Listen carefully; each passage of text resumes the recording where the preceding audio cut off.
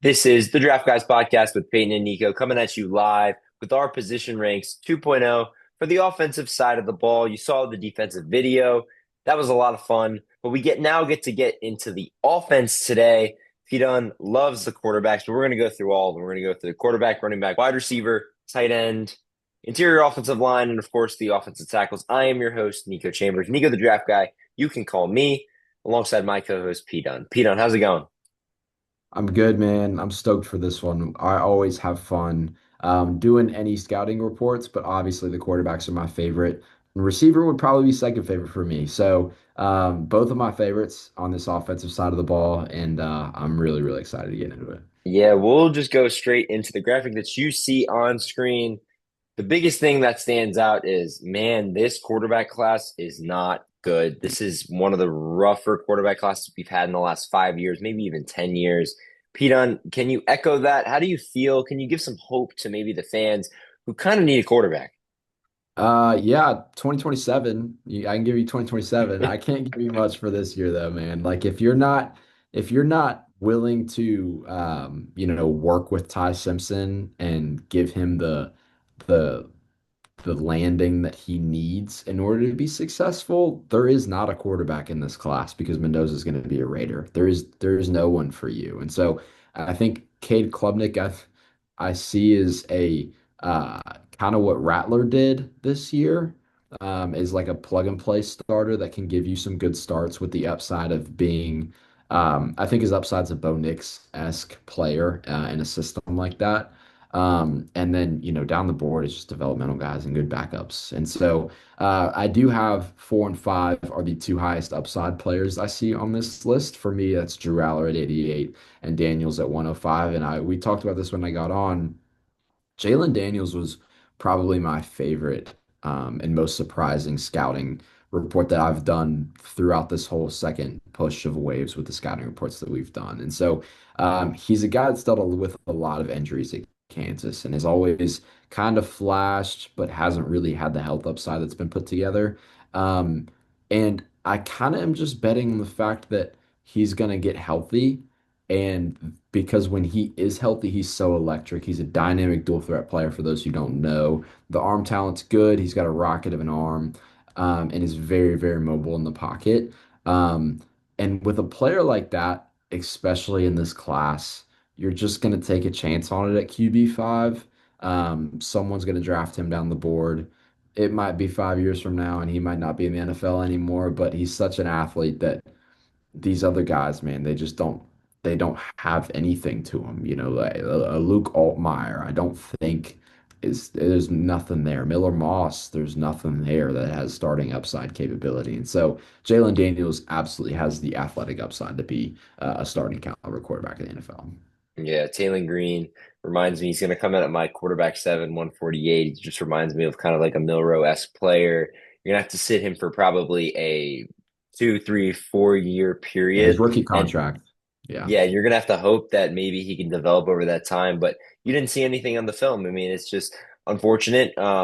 It's just really not that good of a class. I do think that Drew Aller is going to be a player.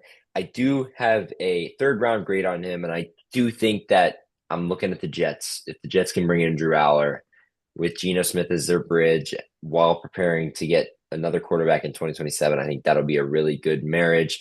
But the biggest thing on this screen is the big discrepancy here. Fernando Mendoza and Ty Simpson are within 2 slots of each other for you compared to me, where they're 24 slots away. You got to tell the viewers why. Yeah, so the big preface here is that we actually haven't had this conversation, but I do not include positional value in my big board. So I grade every player as if you're just a football player. Sonny Styles is the number one player in the class at a not important position, and the most important position, the top player is at 18. And so I don't judge off of positional value. And so I think that absolutely plays a part of it being him at 18. And so I've gotten into it before. He's actually one of my favorite case studies because I'm going very much against the grain on the way I feel about Mendoza. I'm terrified of the way he ran that Indiana offense. I'm terrified of the way his pocket presence is. He collapses under pockets, and escapes way sooner than he needs to. He does not know how to stand in a pocket. Yes, the arm talent's really good on the throws that he was asked to make because he wasn't asked to throw over the middle and he was only asked to throw on the outside and screen game stuff and short game stuff. And so, yes, I have an A- arm on him. I think it's a good arm. It's not an elite arm. He wasn't asked to make every throw, and I'm really worried about what's up here with him. I don't know if he's going to be able to handle an NFL offense. Yeah, we talked about in that reel that we have, the U, where you Yep. see everything. He hasn't thrown a ball over the middle. It's just such a crazy flow chart to see. Ultimately, Pete on super high on Ty Simpson as well. We kind of have him in the same range in that 20s range. Hopefully, Ty Simpson can get a really good suitor for him in this class because I have not heard much about him lately, which has been shocking. We'll move over to the running back class, which just like the quarterbacks is super underwhelming. I mean, don't want to be that type of guy, but like I don't see any of these guys being like star fourth round players that you throw them in and they're just lightning. Like I don't see that at all. No, it's not. And I will say the the fact that Jonah Coleman is my RB3 is just embarrassing because he's the only player in this class outside of the top two that I don't have question marks about. He is just a good back that I can give the ball to, and I know he's going to do good enough things and he's not going to be a net negative on a good amount of plays. No one 4 through 12. And that Mike Washington has some really great plays. He also has some really bad plays. No one 4 through 12. I think it can be a consistent running back. And so looking at 5 and 6, these at 5, 6, 7, right? Jade Knott, a guy that went to Cal, produced really, really well at Cal, transferred to Oklahoma, couldn't get on the field last year. That's my RB5, right? RB6, Le'Veon Moss, a guy that has dealt with injuries and when he's healthy has looked good, but has dealt with injuries a lot through his career, right? And then Adam Randall, RB7, a Clemson player who is a slot receiver that transferred to running back more recently at Clemson, is now playing running back. That's my RB 5, 6, and 7 in this class. This class is a mess, man. A mess. Yeah, it's really unfortunate. I mean, we got some players in here. Of course, Nick Singleton's going to be a super good football player, I think. I think Emmett Johnson can bring that value. I really like Damon Claiborne. I don't know how much you know about him, but 5'10", 188 out of Wake Forest, 4.37 40 at the combine. He's got big play abilities, and he strings contact balance along on all of his rushes. You got the second gear quickness, tight change of direction, burst rusher, patience for him. And that's a big thing for a lot of these running backs. Patience. Patience. I'm looking at patience. I don't see it in Jonah Coleman. Honestly, I don't think it translates the same way. We talk about how he kind of just is rough around the tackles and he kind of just runs to a random spot on the field in a way. Um, Kind of doing his own thing. I don't know about some of these guys. Jamari Taylor, I'm super intrigued in him as a prospect at a UVA, mainly for his pass catching abilities. I think he's a super good pass catcher, dual threat option, short yardage, third down back. That's probably the max you're going to get out of him, but at least that's better than some of these other players. Kalen Black, super underwhelming film study from him. Not that big of a fan. Jam Miller is going to be a guy who I think he can be, a power back, but that's about it. Pass catcher, I can see a little bit, but the volume was not that much in college. He doesn't have the vision. He cuts super early outside. So I mean, a lot of these guys, Peter, and I don't see them translating. No, I don't either. And the problem is that like I'll give you Desmond Reed, really, really, really fast, skinny. I think he's somewhere in the 200-pound range. He's a slot receiver playing running back, but there's a role for him somewhere. I feel like there that's what A-Chain, a lot of the conversations were around him coming out. And so outside of him though, these players are just, this sounds terrible to say. Like they're not underdeveloped players, they're bad running backs. And I struggle with that. And there's not guys that I think have super high upside that are just waiting to progress. They're just not great running backs, and that's a tough thing. That's a tough thing to say if you're not getting one of the top two. Maybe the NFL is transitioning in a way where they always say, "Oh, running backs dime a dozen." Running backs, well, no, they're not in this draft class. You cannot go out and get a sixth-round running back and him be serviceable. Maybe that Kenneth Walker signing for that money is a super good thing. Who knows? We'll move on here to the wide receivers, and man, we got some wide Oh yeah. receivers. This is looking a lot better. Really deep class in the wide receiver room. Pete, you have the floor to talk about anyone. Man, I could talk about all these dudes. We could do a 3 hour podcast on just the receivers, and I would be so happy with it. Where do we start, man? There's so much fun names. I'll start with Branch because he's becoming one of my favorite players in the class. I think this dude is awesome. And I think that the main conversations you hear about him is, well, he's a really good athlete, hasn't really developed as a route runner, route tree, not great. The Mendoza-esque conversation on the receiver side of things. Really great arm. What does he do in the system, though? Can he translate to the next level? Like really great athlete, can he translate to the next level? I think Branch can. I think there's flashes there of the route running that you want to see. And I think he's a good enough athlete that the route tree can develop. And so I'm taking a swing on the developmental side of things that he will progress to a point that will make him, I think, one of the best receivers in this class. Yeah, man. I mean, you have 15 wide receivers within your top 90. That is remarkable. That tells you all you need to know about this class. We do have a bunch of different discrepancies on this list, if you can see. Makai Lemon, my number 28, coming in at your number 12. Omar Cooper, your 27, coming in at my 54. Jeremy Oof. Bernard, I'm very high on Jeremy Bernard, but you're even higher on him at number 34, me at 51.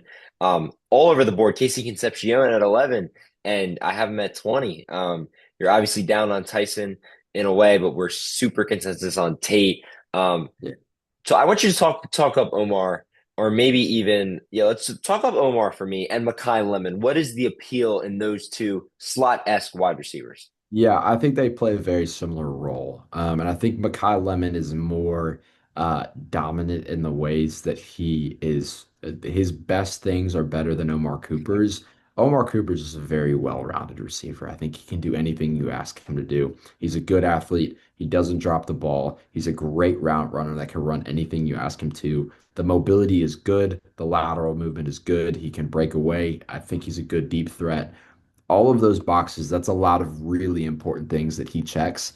And I think that can translate to him being a good receiver for a long time.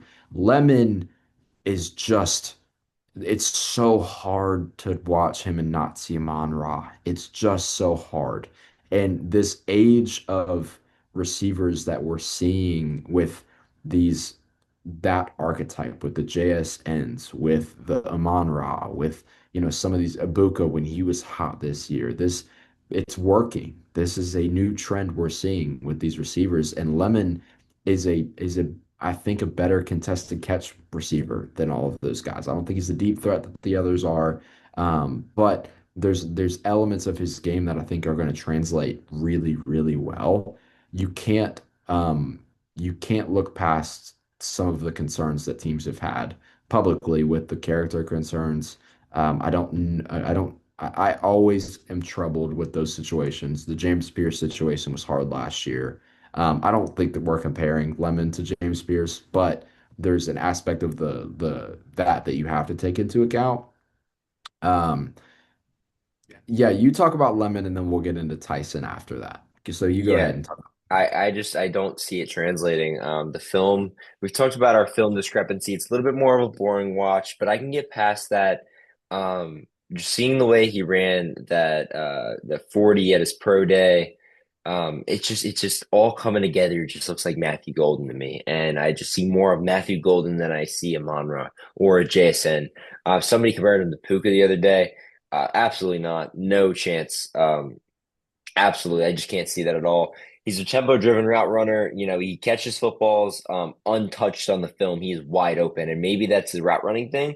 I don't know what it is. Maybe it's the coverage, but you know, I just don't think that he should be in this level over Tyson, Concepcion, Paulson, and of course Tate. I mean, no one's going to be over Tate, but I think Branch is even approaching him as well. So while you have him at, your three, I have him here at my five, but there's a wider gap there between them. Yeah, I just disagree. I think the route running is just very nuanced. I think he's a good route runner, and I think that the everything else that he has complements the route running. I think that's the strongest part of his game. The athleticism is absolutely a concern, but that's why Amon-Ra went in the fourth round. He was a good receiver that ran routes really well and wasn't a good athlete, and look what happened with him. So, I don't know.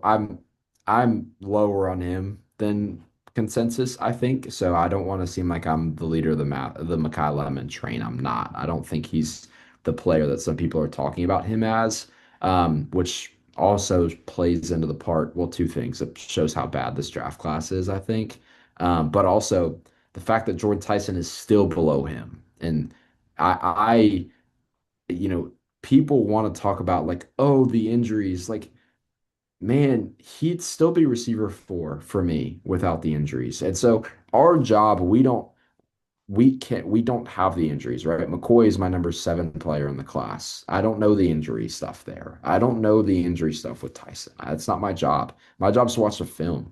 And I was not that impressed with Tyson. He's not I feel about Tyson the way you feel about Lemon. He's not the player that people are making him out to be. Jordan Tyson is not the skill level and the talent level that these people want to say that he is. He's not Justin Jefferson. That's what people want to say when they watch him.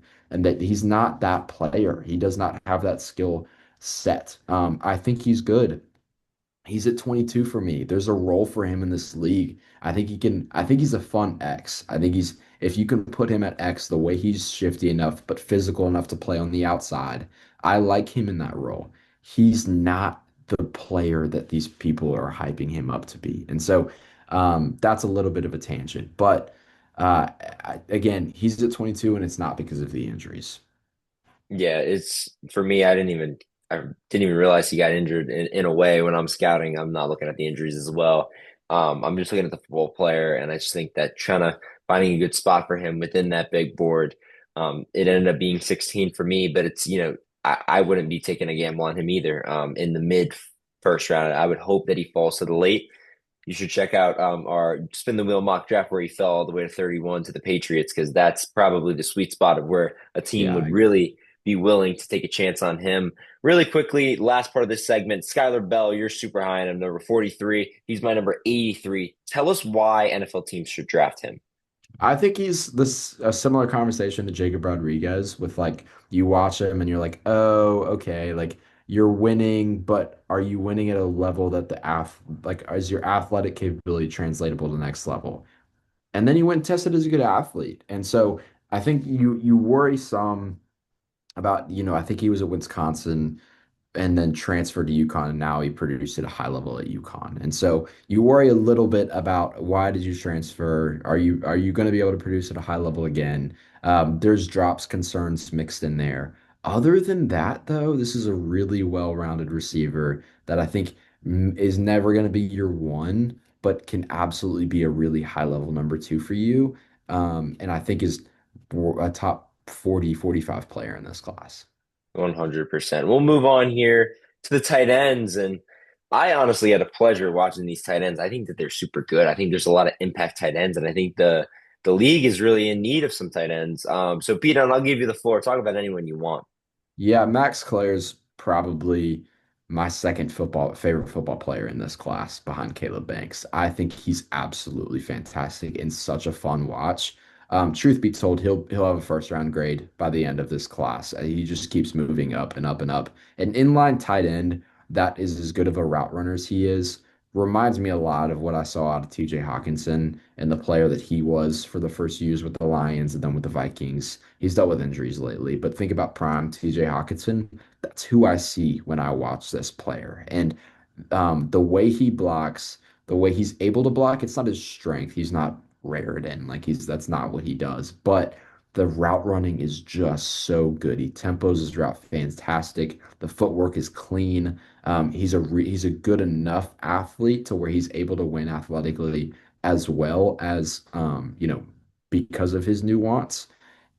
Great at the catch point, super physical, just check so many boxes that like This dude can absolutely be your tight end for a long time. He's my dream Kelsey replacement. Dream Kelsey replacement. Yeah, there's a lot of guys on this list ultimately who I don't believe can be three down tight ends. In a way, I don't think Raridon can just because of can he get stronger as a pass catcher. Stowers, I'm not sure yet. Oscar Delp is a guy that I think will be one of those guys. I mean, he's super quick, three down, like I just said.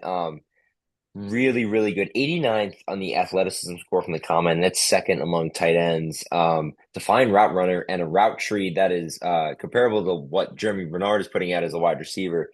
Just the tight end version. Super high on him. Really cool watch. You got some other guys on the list, of course. I think Joe Royer is kind of getting shafted in a way. You got a lot of these tight ends getting headlines. He's got excellent footwork on his breaks, plus catching traffic. He's a plus pass blocker, and you can't say that about every guy on this list. So I want to see what he can do, um, really with an NFL team that can kind of utilize his strengths. He slows his body at the catch point at times.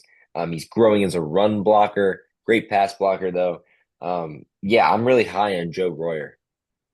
I'll talk about Stowers real quick because I feel like there was a lot of buzz about him being an elite level tight end a while ago, and it's kind of cooled. And I think I was very disappointed when I went into the deeper film study with him. He's not the route runner I expect him to be. He's just more of an athlete, and I was expecting more refinement in his route running.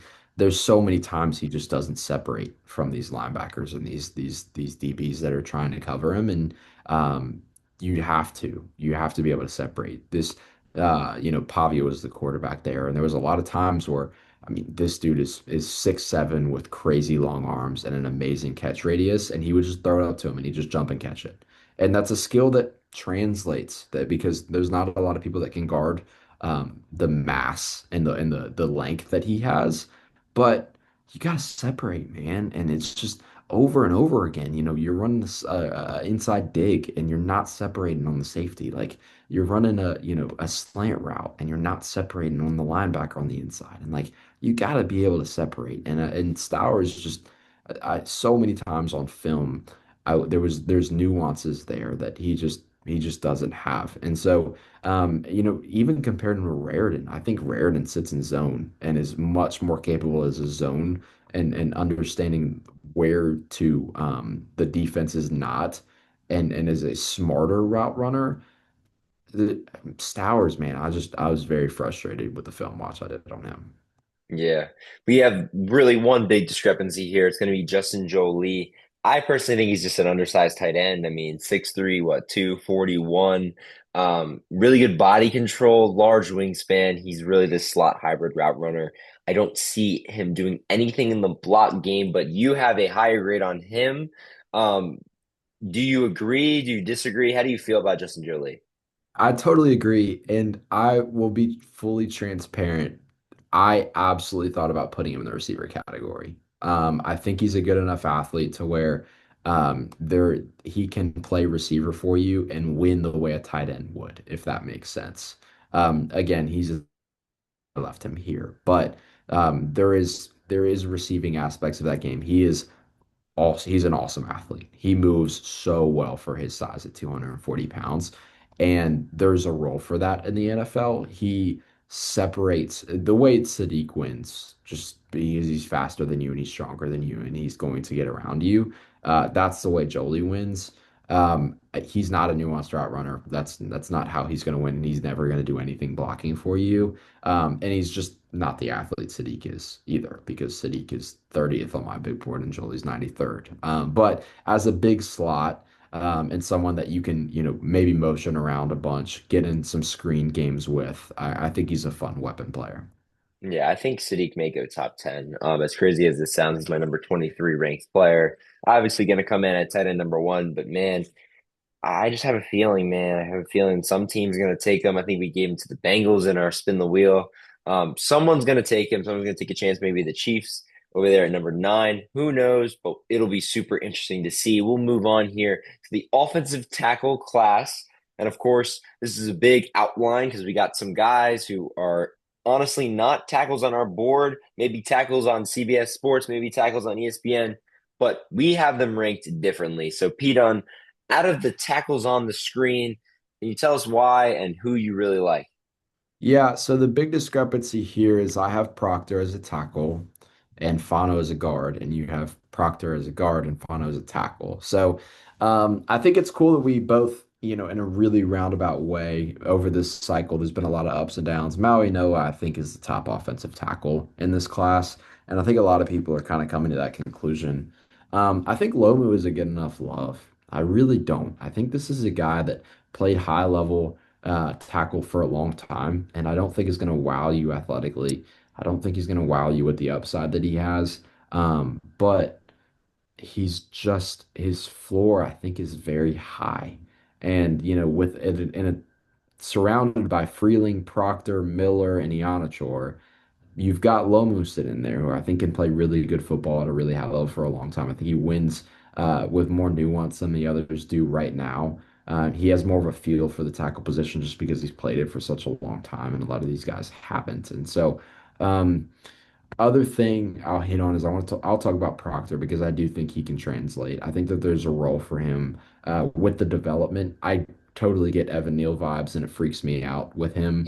I'm glad that he's not there. There's rumors of him going sixth to the Browns. I'm glad that they're not there.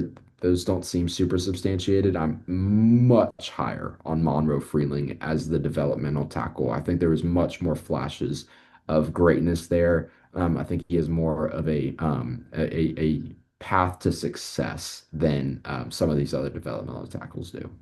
Yeah, I mean, we look down the board. There's some pretty good developmental tackles here. I think one guy who's pretty polished, Hugh Bowery, footwork is his strong suit. Probably some of the best footwork out of any offensive tackle on this list. He's going to be that anchor for you, stay super square towards the ball, keeps himself away from the quarterback, but also pushing all of those edge rushers away. Hand technique, biggest weakness. Um, and that's kind of a similar thing for a lot of these guys that, down the list. I feel like hand technique and a technique overhaul, if you will, for guys like Cronover, or really Markel Bell in a way. I think Markel Bell is a little bit bigger, 6'9", 346, obviously, crackback blocker, powerful grasp. He struggles to push inside. A lot of these guys also struggle to push inside. A guy that I really, really, really like, and I liked him since the first episode of the Draft Guys podcast, which was that scouting combine or what was the Senior Bowl. Yeah. Austin Barber, really hype about him as a prospect. He's going to come in at my offensive tackle number 8, 79 ranked overall player. Pad level's good. Phenomenal hand-high placement. Great arm length separator. I think he does a really good job versus those 7 techs, which is surprising when you got a 7 tech coming far into the screen. He does a better job than a 4 or 5 tech defensive end right on him who kind of gets his hands on him first. Even with the lack of speed, it's just more, he struggles with power. And he can really handle that speed, but I just think he'll have a really long career. Love it. Makes a lot of sense. Let's get to these guards. I want to talk about the guards. Awesome. We'll move on here to the interior offensive line. We got centers, of course, mixed in to this list, but Peter wants to talk about it. So, Peter, you have the floor. Yeah, Owane, I think is probably he's been getting some love lately, and so I don't want to talk about him as if he's not getting love. But I don't think people talk about how good he is. He is one of the best guard prospects we've seen over the last few cycles, and absolutely worthy of being a top 5 pick in this draft. And so I think people are starting to come to the realization that he is this good. Again, I am more than happy to be Peter on the train and to lead this. So. Bouncing off him, I want to talk about Fano because that's a guy that you had at tackle. I have as a guard. And so, full transparency, it's fully on the lower half for him. I just really don't think he can handle power. That's why I moved him inside, getting him in a more isolated box where he's less worried about having to worry about people getting to his outside, getting to his inside, and then having to face power. Right now, he's just having to face power. And if you can put a little bit more weight on that lower half, it's not a weight issue, it's a strength issue. And it's if you look at the number that he weighs, it's not a problem. But when you look at him and the way he handles power, he's not able to do that at a high level. Everything else about him is just fantastic. Everything else about him, the way he wins physically, his hands, the timing, the punch timing is fantastic. The way he anticipates what's going to happen, moves these players around. It almost feels like like he there's not a good way to explain it. Like I wish I could verbalize how clean some of his technique is with the way that he works through some of these edge rushers. I think he's absolutely fantastic. Yeah, I think a guy who hasn't gotten really enough love at all. Emmanuel Pregnon, he's going to be a second round, probably one of the first interior offensive linemen to be taken off the board. This dude, man, I don't know why there isn't more people, talking about him, especially with kind of this discrepancy of, who's a true interior offensive lineman, who's a true offensive tackle or offensive guard. We don't know, but Emmanuel Pagnon is a true guard, true downhill power blocker, throw ready, in my opinion. He's a people mover, and the one thing about him is he lets defensive linemen get the first jab on him. If he can have better hand placement, if he can have a better separation tendency to kind of knock those guys off, he's going to be in the NFL for a super long time. Connor Liu, center number one for both of us. Same type of range at interior offensive lineman number four. We're going to see him a lot, and he's going to just continue to be a great center. But we have some other centers on this board who are also pretty well rounded. Yeah, I'll talk about Parker Brailsford. I have him at 92, you have him at 122. And the conversation with him for the longest time is he has to be Jason Kelsey. That's who he has to be. And there has only been one Jason Kelsey that's won at the NFL at that size. And that's what Brailsford is. He's really, really, really small. But the fact that he's been such a high level center in college for a long time, and you look at the way he wins, and it's translatable. It's not, what's the Indiana? Pat Coogan, really great college center. Isn't super translatable, isn't on either of our top 12s for the way he's going to translate to the NFL. Brailsford, I think there's a world where this is a guy that we could see have a long NFL career. Again, he's small. The arm length is also short, which you don't want to see. But I think he it's almost like a snapping turtle. When you like the way he extends his arms, you don't even see it coming. You're just already he snaps the ball and you haven't even moved yet, and he has his hands on you. And so he has to win like that. He has to maintain power. He has to be able to win mentally and prepare the way he does. But I have him at 92. I'm willing to take a gamble on it. In a class like this, where there's not a lot of depth in these rounds, a starting center in the third round that I think has upside is a really good thing.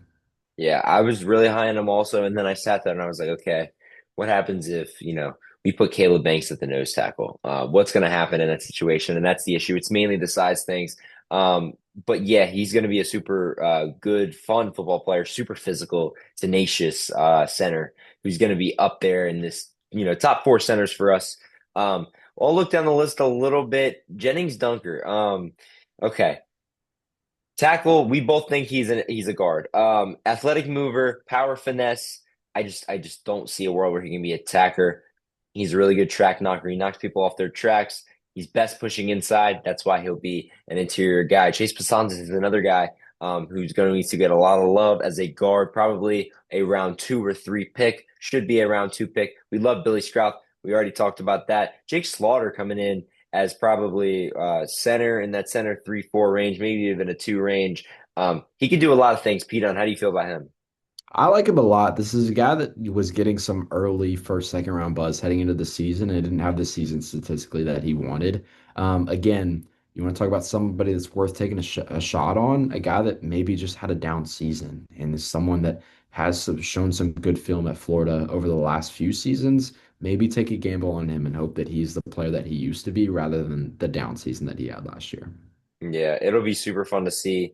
We really like kind of the intricacies of picking, oh, is this guy going to translate to a guard or a tackle? I think Caden Proctor is going to be a guard at the next level, but Pete Dunn thinks that Spencer Fano is going to be a guard at the next level.